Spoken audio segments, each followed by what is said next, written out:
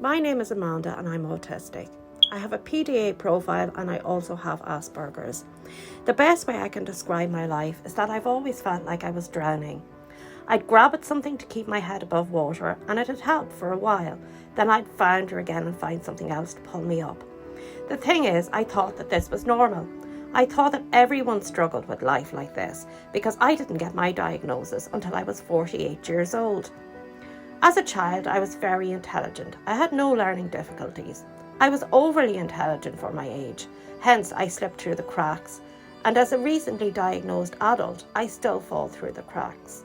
From as far back as I can remember, my mind was always racing, always overthinking and analysing. This is why I was intelligent at a young age, I think. Children normally take a simple explanation of something, but not me. I had to know every gory detail about anything that crossed my path. I had difficulty processing the information I was receiving because of my autism and my tender age, so it manifested as anxiety. I don't really know what it's like not to feel anxious, not to see everything as a potential threat, even my own body. My first day at school, I couldn't comply with sitting down quietly, not because I couldn't, but because I couldn't cope with being told I had to. Even back then, things had to make logical sense to me. Over the years, much of my logic doesn't fit with other people's logic, but that doesn't matter. It only matters that I have processed it in my own mind. I already knew everything that was being taught, so my brain was saying, where's the logical sense in sitting here wasting my time, even though I couldn't verbalise it? Wasting time is a biggie for me. I always have the sense of urgency. I could never leave something till tomorrow, even if it realistically could be left. I can't relax. I can't think about anything else other than what's incomplete, which gives the impression I have no patience, which I don't, even with myself. And it can be torturous because there's always something left to do, and not everything can be done immediately, especially if it requires the input of others. I eat very fast, as in my brain it's a waste of time, as is using the toilet, along with other daily tasks. I feel stressed doing these essential things. I had terrible tantrums that were put down to being spoiled, but now I know there were meltdowns due to overload. I still have them, but they don't present as kicking and screaming anymore. Over the years, I learned to internalise them, so while I'm kicking and screaming inside, no one can even tell. Overload to me is caused by stress, and pretty much everything causes me stress. I sometimes say existing is stress. This stress and anxiety are present all the time and just about manageable, but if something unexpected happens to change the equilibrium, it's meltdown. Things that would change the balance could be an unexpected knock at the door, like the postman or meter reader, needing to use the toilet more frequently than normal, a physical symptom like a headache, or just being under pressure. Being under pressure to me is having to be somewhere at a certain time for an appointment, visitors, even if I'm looking forward to seeing them, being rushed to do something, or running late.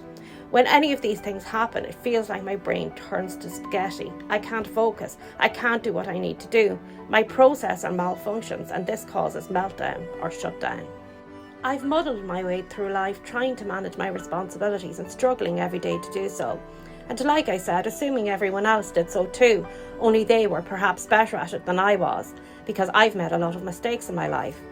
My mistakes were down to a severe lack of understanding about myself and how I function differently to neurotypical people. I have many sensory issues about being touched, and I now identify as asexual, but for years I was in and out of toxic relationships, believing I had to allow intimacy even though it disgusted me and made me hate myself.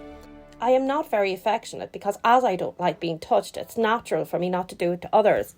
I've been called the ice queen, and my older children felt unloved because of my lack of ability to be demonstrative of my feelings and the misperception that I was self-obsessed, when really I was just trying to find a way to function and experience some level of peace and happiness in all the chaos in my brain.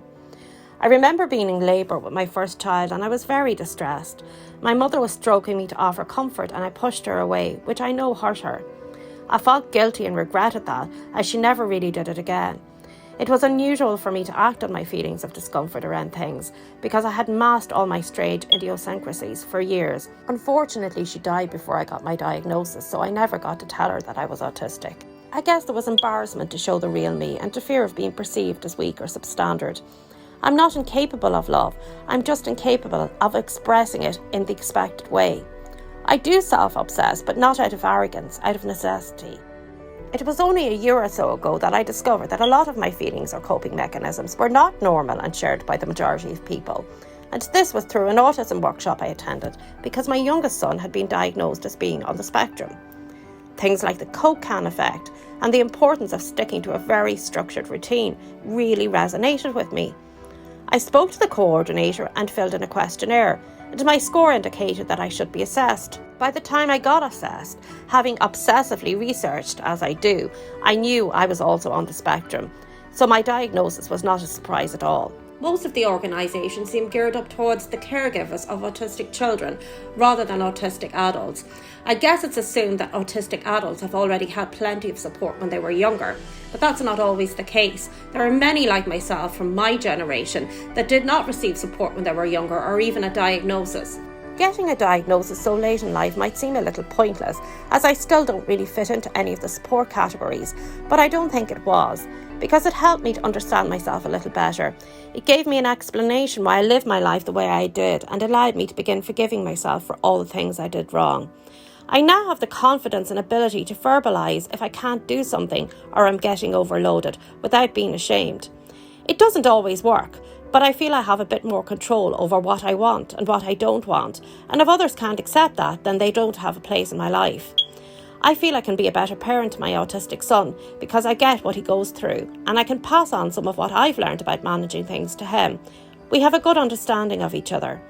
I think it's really important to get a diagnosis as early as possible because if I had known and been supported at an earlier age, my life would have been so different. But we can't turn the clock back. It was a different time and era. I still struggle every single day, but I try and embrace who I am instead of picking apart my inadequacies. That's the one thing less I have to struggle with. I'm not a freak.